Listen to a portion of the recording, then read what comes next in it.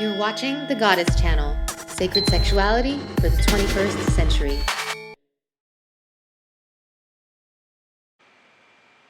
Greetings, everyone. Thank you so much for tuning into the Goddess Channel. I am really excited about this episode because I want to share with you that I just returned back from a 10-day silent Vipassana meditation in Northern California.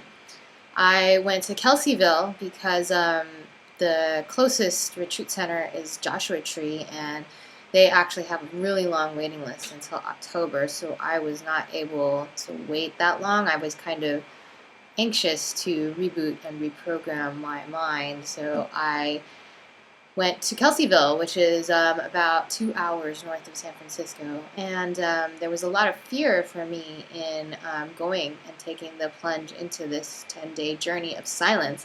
For me, the idea of being silent was one of my biggest fears because I had grown up with, kind of cold family that didn't say I love you. They didn't hug or touch, and I was also kind of not a popular girl in high school, so felt like, oh no, this is just going to be like how I grew up and high school.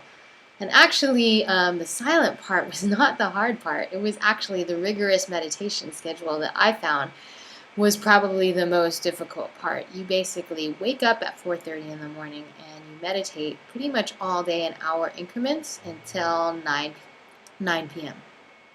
You go to bed at 9:30 p.m. because you want to hurry up and go to sleep.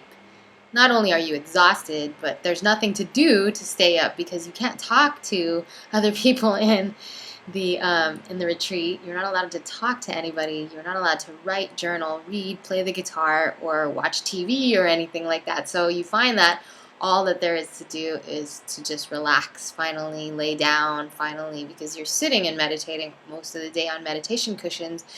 So it's nice to relax your back and do some stretching and just kind of get ready for the next day, which is another full-on day of 10 hours of meditating. Every day you're meditating for the next 10 days.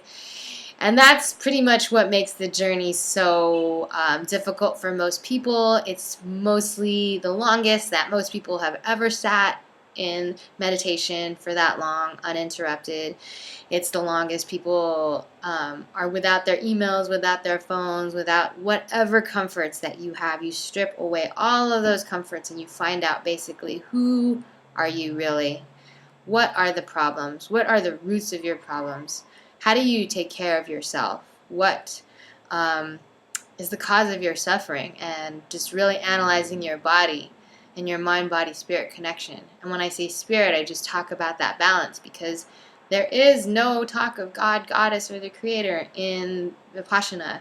It's supposed to be this completely non-sectarian course, although it's heavily Buddhist influenced. And S.N. Goenki is a Buddhist, and he's also Hindu. He's from India and also Burma. So you'll hear a lot of Buddhist influence, but there isn't an interest in converting you to Buddhism, and he emphasizes that quite a lot. That you do have to commit to meditate, and you do have to commit to do a few things, which is throw away all the things that as many things as you can that you came in with in order to try Vipassana technique. So if you're used to oming, if you're used to listening to music, if you're used to chanting a certain god, goddess name, if you're used to smoking pot while you meditate, all of those things are not allowed, and you agree basically to give Vipassana a try for the next 10 days. So without condemnation and without judgment, you're supposed to put all that stuff aside. And the schedule is so rigorous that basically if in the end you find that you need to squeeze in a few of your old techniques, no one's really watching you. It's really about you and your own self-discipline. So it's really a test for you, and you should only go if you feel like you're self-disciplined enough to make it through. It's kind of like a diet. It's very much like a diet. So if you eat a cookie, it's really for you and your loss, basically, and the end result is going to hurt you ultimately. And you have to be mature enough and adult enough to basically discipline yourself and want the end result in its purity as much as possible. because I've survived a lot of relationship and sexual trauma, I thought, oh, I'm really strong. But I was feeling really, really weak before I went in, and I really used Vipassana as a mental reboot camp. And that's basically what it was. I feel about 10 pounds of burden have been lifted from me because I committed to working on lifting those things and getting to the root of those things. And I really gave the technique a try. I now know that I can easily meditate still for 1 hour, whereas previously to go into Vipassana, the longest that I'd ever meditated was 20 to 30 minutes. And most likely I was stoned, and most likely there was music and incense and different things that I used to create a ritual. But what you learn in Vipassana is that you're not getting to the subconscious level. And so the silence is about the subconscious level and taking away some of the self-care things that you use to make your meditation experience better. That's all important. Taking a bath, listening to music, having incense, and all of that alone time, that's all great. But you're really not, you need to know that you're not getting to the root level of your subconscious when you have all of these distractions, basically. And so when you take all those distractions out, including hugging your friend, hugging a comrade, talking, eye contact, of comforting, when you take all of that out, what is it that you have left in your soul, in your body, in your mind? And so Vipassana is a journey into that space. And I called it going into the matrix. So as hard as it was, each hour I would be like, okay, I need to go back into the matrix. And this is basically what it's like. And so as you start to get into day 2, day 3, day 4, then you're like, okay, give me enough strength to go into the matrix again. I'm going back into the matrix, and you know it. And then by day 6, you're like, okay, I'm going back in. I can do it, you know? And you do it. And the triumph at the end is when you don't leave and you're strong enough to triumph past all of your ups and downs. And there will be many ups and downs and tears and feeling like you want to give up and run to the parking lot. And you can go whenever you want. Nobody stops you. You can do whatever you want. It's not jail. So I had feared that it was going to be just like jail or worse than jail. But actually, in jail, people watch you. They watch everything that you do and everything that you say. And here it's like really on your own accord. You're in there because you want to be in there. You turned in your phone because you're ready to unplug.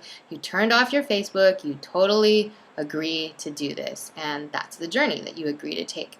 The whole class is taught by DVD because he's passed away in 2013, and so the whole lectures are taught by DVD at night. And you look forward to that hour-and-a-half lecture because he's funny and he's pleasant, and it's one of the only times you get to laugh during the day, and you find that, wow, exercising your smiling muscles is really important. The silence is safe here. So the reason why I was so afraid of the silence is because I thought that I would feel ostracized, or I would feel like people were not talking to me because of some other reason, like high school where I didn't know, or like the outside world where sometimes people stop being your friend or stop associating with you for reasons that you may not be clear on. But at Vipassana, you know that people are not talking to you because we're all committed to our own journey and that we want to isolate ourselves in that experience.